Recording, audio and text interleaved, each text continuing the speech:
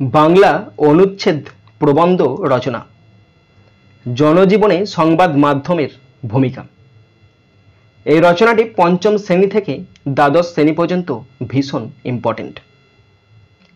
জনজীবনে সংবাদ মাধ্যমের ভূমিকা। বর্তমান যুগে সংবাদ মাধ্যমকে চতুর্থ স্তম্ভ বলা হয়ে থাকে।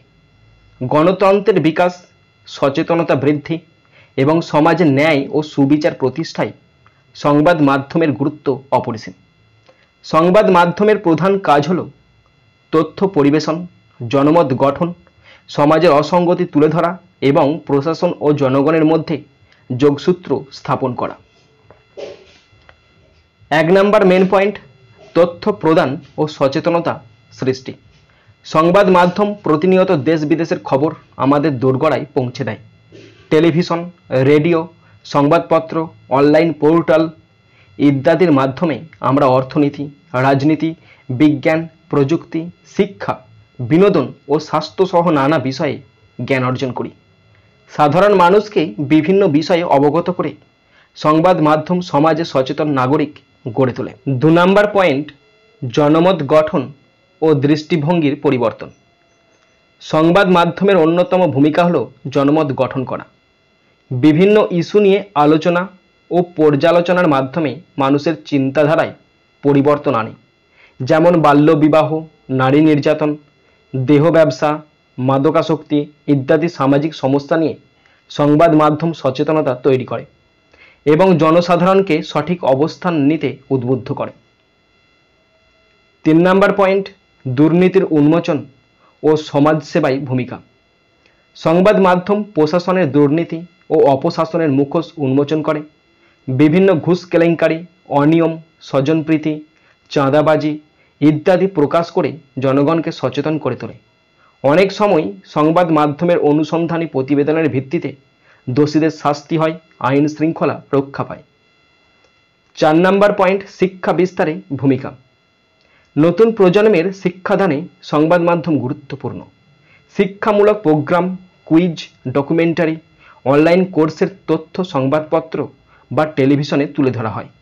শিক্ষা বিষয়ক আলোচনা, শিক্ষকদের মতামত, পরামর্শ ইত্যাদি শিক্ষার্থীদের মানোন্নয়নে সহায়তা করে। 5 নম্বর পয়েন্ট, জনসেবামূলক তথ্য ও পরামর্শ প্রদান। সংবাদ মাধ্যম প্রাকৃতিক দুর্যোগ, রক্তদান, টিকাদান কর্মসূচি, স্বাস্থ্য শিবির ইত্যাদি সম্পর্কে গুরুত্বপূর্ণ তথ্য প্রদান করে। যেমন ডেঙ্গু প্রতিরোধে সচেতনতা, কোভিড-19 পরিস্থিতিতে স্বাস্থ্যবিধি মানা, নির্বাচনকালীন সচেতনতামূলক প্রচার ইত্যাদি।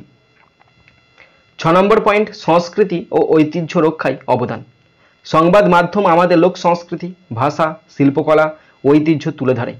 আঞ্চলিক উৎসব, পল্লীগীতি, নাট্যচর্চা ইত্যাদি সম্প্রচারের মাধ্যমে দেশের সাংস্কৃতিক ঐতিহ্যকে টিকিয়ে রাখে এবং নতুন প্রজন্মের মধ্যে আগ্রহ তৈরি করে। 7 নম্বর পয়েন্ট, বিনোদন ও মানসিক অবসাদ দূরীকরণে ভূমিকা।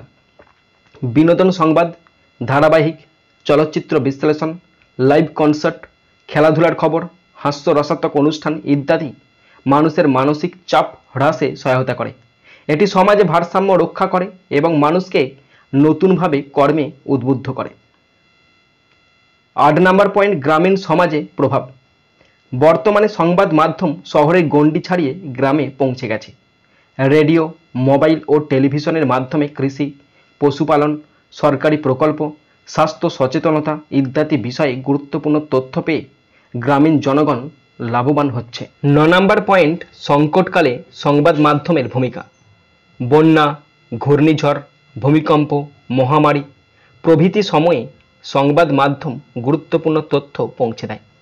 উদ্ধার কাজ, ত্রাণ বিতরণ, স্বেচ্ছাসেবী সংস্থার যোগাযোগ ইত্যাদি তথ্য সম্প্রচারে সংবাদ